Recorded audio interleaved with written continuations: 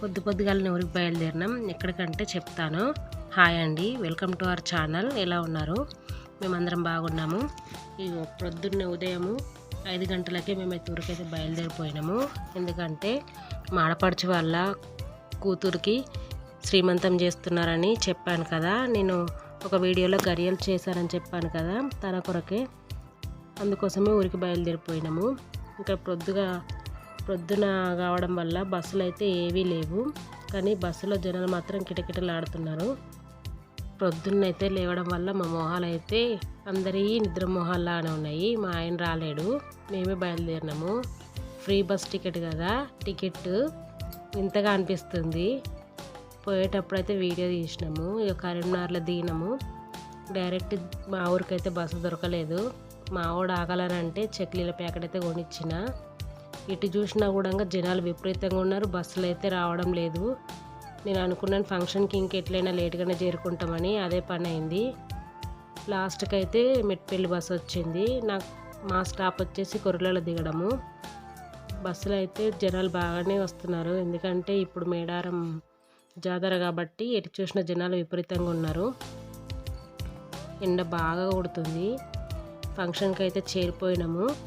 పుణ్యం కొద్దీ పురుషుడు, దానం కొద్దీ బిడ్డలు అన్నట్లు ఆడపిల్ల పోయిన జన్మలో ఏ విధంగా పుణ్యం చేసుకుంటే అంత మంచి భర్త దొరుకుతాడట, ఎంత మంచిగా దానం చేసుకుంటే అంత తొందరగా బిడ్డలు కడుపుకొస్తారని అంటారు మన నానమ్మ అమ్మమ్మల వాళ్ళు. అలాగే ఈ పిల్ల అదృష్టం కొద్దీ ఇటు పెళ్ళి కాగానే అటు ఈ సంతోషకరమైన వార్త తెలిసింది మా ఇంట్లో అందరికీ. మేమైతే అందరం సంబరపడ్డాం, ఎందుకంటే మా చేతుల్లో మా కండ్ల ముందట పెరిగింది, ఇప్పుడు తల్లి కాబోతుంది అని చెప్పేసి. శ్రీమంతం అనగానే మొహంలో కళనే చేంజ్ అయిపోయింది కదా, బాగుంటుంది ఆడపిల్లకి. అందరూ చేతి నిండా గాజులు వేస్తారు, బొట్లు పెడతారు, అక్షింతలు వేస్తారు, ఆశీర్వదిస్తారు. ముఖ్యంగా శ్రీమంతం అంటేనే 5 ముత్తైదులు వచ్చి ఆశీర్వదిస్తే ఆ తల్లికి కడుపులో ఉన్న బిడ్డకి క్షేమంగా ఉంటారని చేస్తారు కదా. మీ ఊళ్ళో కూడా ఇలాగే చేస్తారా శ్రీమంతము? నాకైతే చాలా బాగా అనిపించింది. మనము కడుపుతో ఉన్నప్పుడు చేతి నిండా గాజులు వేసుకొని ఉండాలట.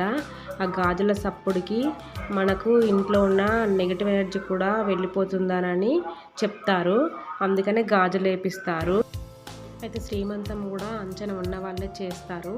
ఇక్కడ మా ఆడపడుచు వాళ్ళకి అంచన లేదు అని వాళ్ళ అత్తమ్మ చెప్పడంతో అమ్మాయి వాళ్ళ అత్తవారింట్లో అయితే చిన్నగా వాళ్ళ ఇంటి మందం అయితే చేసుకున్నారు.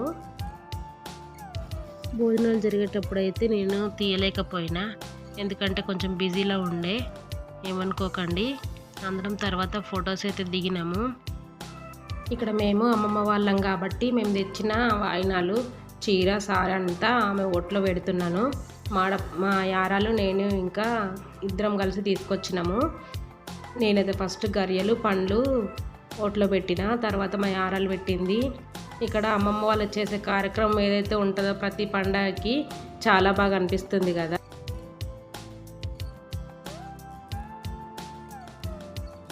నా తర్వాత మా యారాలు కూడా తెచ్చిన పండ్లు, స్వీట్లు అన్నీ ఇద్దరం కలిసి ఓట్లో పెట్టినాము. ఇలా అందరం ఒకరి తర్వాత ఒకరము ఎవరెవరం ఏ స్వీట్లు అయితే తెచ్చినామో మా కోడలికైతే ఇచ్చేసినాము. ఆ తర్వాతనైతే అందరం కలిసి మంచిగా మస్తుగా ఫోటోలు దిగినాము. ఫంక్షన్ అయితే బాగా ఎంజాయ్ చేసినాము, మంచిగా అనిపించింది. శ్రీమంతం చేసినప్పుడు అందరు వేసే గాజులు, అక్షింతలు అవన్నీ మంచి ఆశీర్వాదాలతోనే ఉండాలని అనుకుంటారు కదా. తర్వాతనైతే ఇట్లా అందరం కలిసి ఫోటోలు దిగినాము, మంచిగా అనిపించింది. ఇంటికి అయినాక చూసుకుంటే భలే కనిపిస్తాయి కదా ఫొటోస్. నేను ఇట్లా దిగినా అట్లా దిగినా అని మీరు కూడా ఇట్లనే చేస్తారా?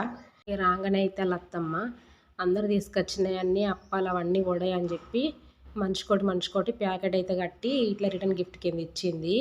వీడియో నచ్చిందా? నచ్చితే లైక్ చేయండి. మరిన్ని మంచి వీడియోస్ కోసం నా ఛానల్ని సబ్స్క్రైబ్ చేయండి. ఉంటా మళ్ళా, బాయ్.